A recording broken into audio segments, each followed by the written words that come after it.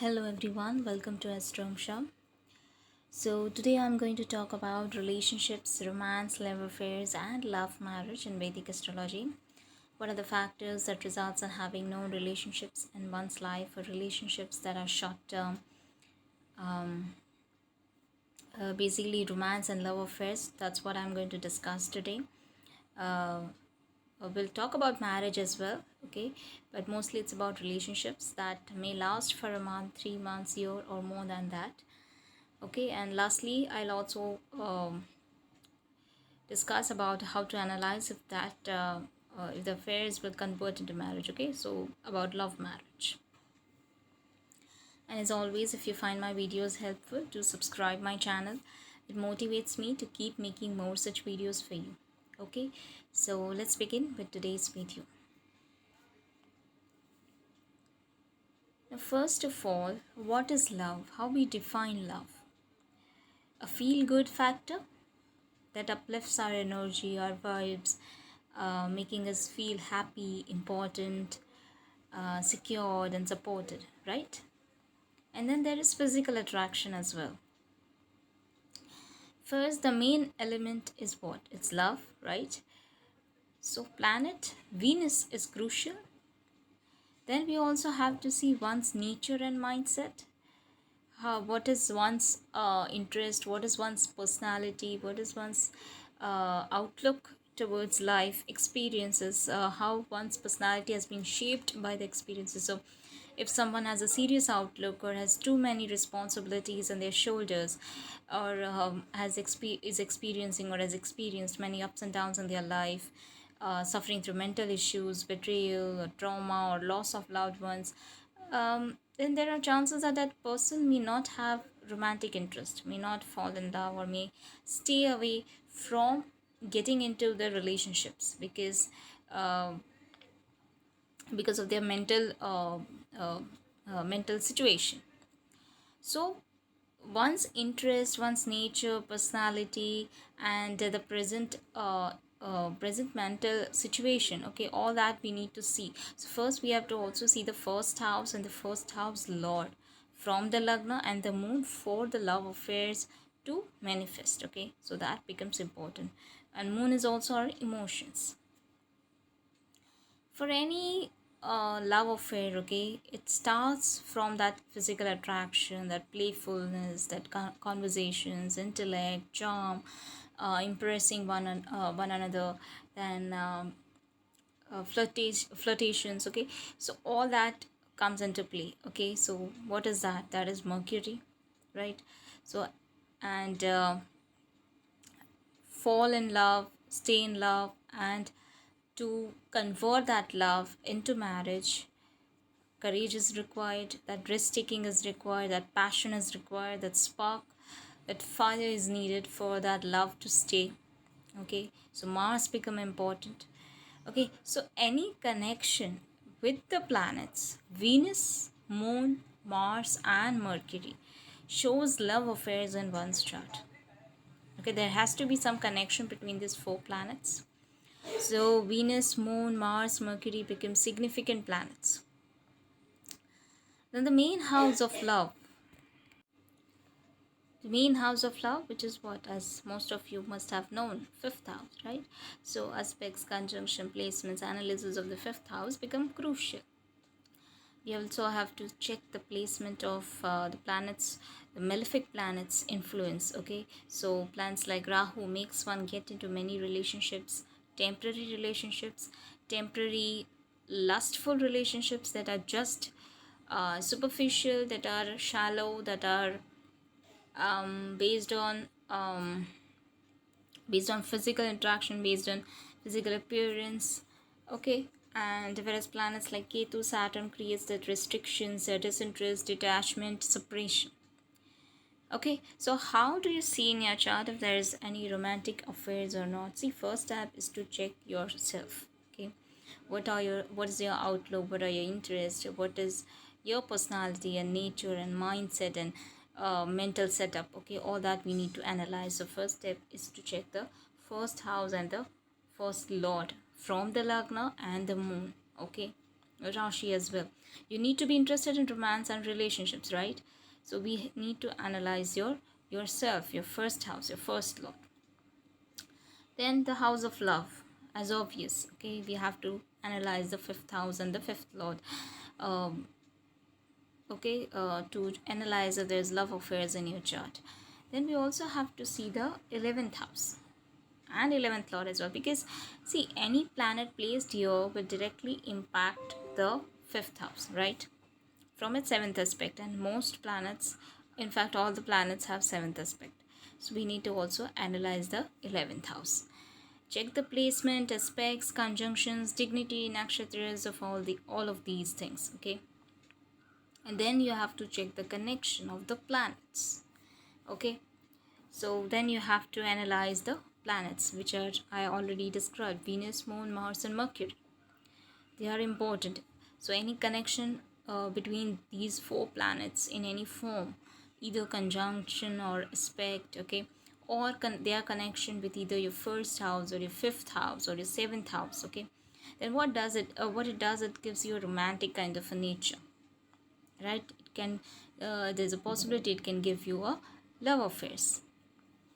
And there's an 8th house 12th house connection, it can show hidden affairs. 3rd 11th house connection can show online affairs. So we can connect the dots and analyze more and understand more. Okay, so but planets, these four planets are important: Venus, Moon, Mars, and Mercury. Then we also have to analyze the planets Rahu, Ketu, Jupiter, Mars, and Saturn, connection with all the above. Why? Rahu's connection will lead to flirtatious nature, temporary relationships, multiple relationships, no satisfaction or no commitment or no loyalty or no uh, the very temporary relationships, very shallow relationships with other culture. Okay, that's what Rahu leads to, unless there's benefic influence and there's placements are planets are well placed. Okay, then things might be different. But and Rahu also give relationships with of other culture.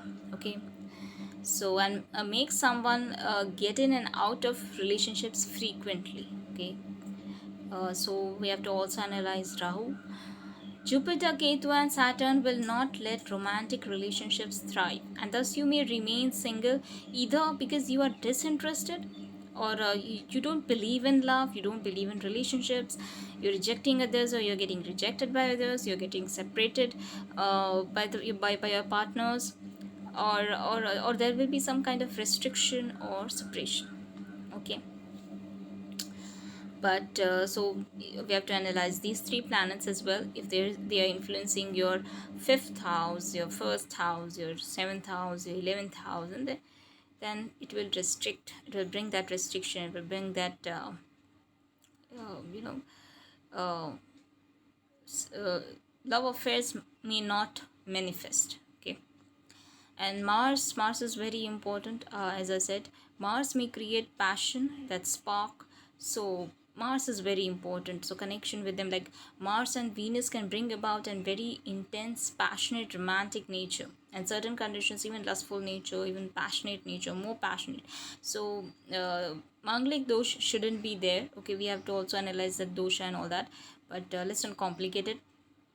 But yes, we have to first analyze these four planets: Venus, Moon, Mercury, Mars. Okay, these four planets, connection within these four planets can bring about love affairs, romantic nature. Okay, and we have to also analyze Saturn, Ketu, Jupiter, and Rahu's influence on these connection. Okay, that's how the love affairs will, whether they will manifest or whether they will not happen.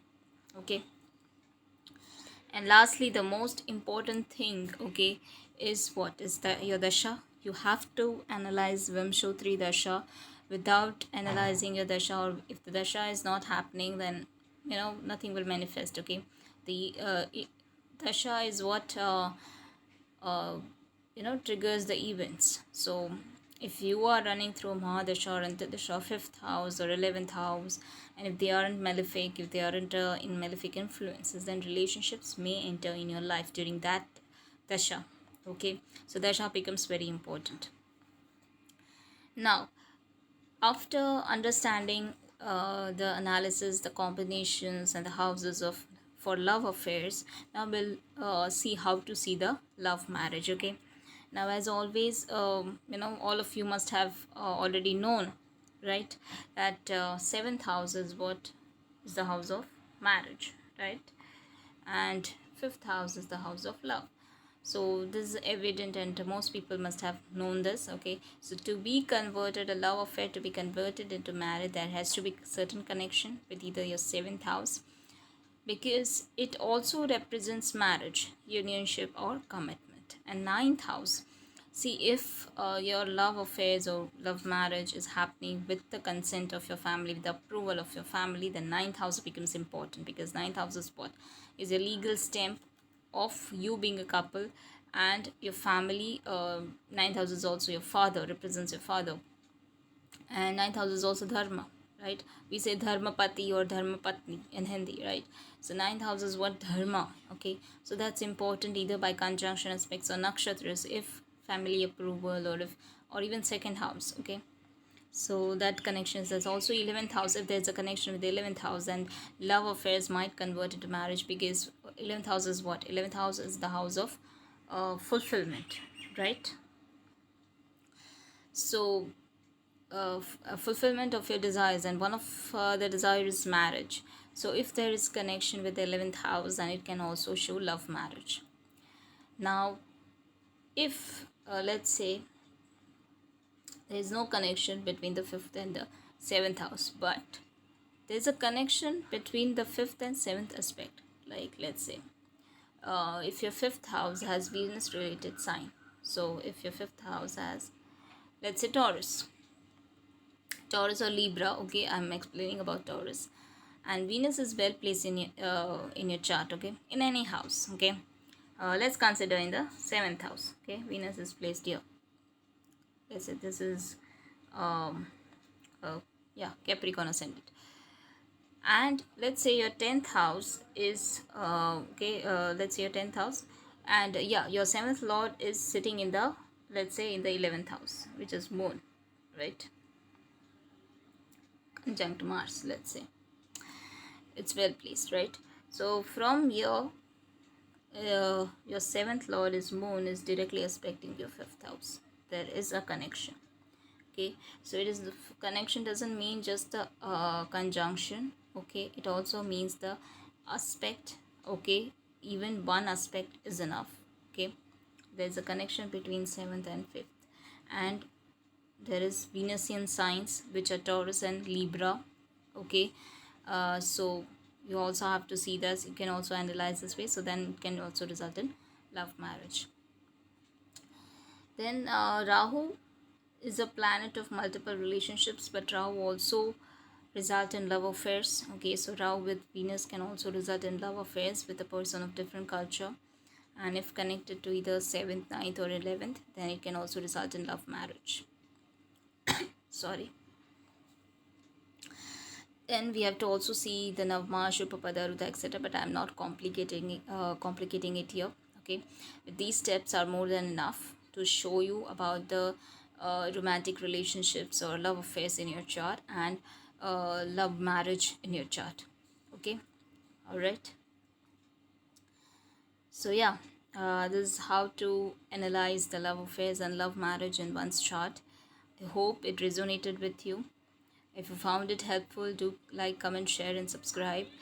And do share your thoughts, okay, in the comments below. I also do personal readings, so if you're interested in consultations, details are given in the description below. That's all for today. Thank you for watching.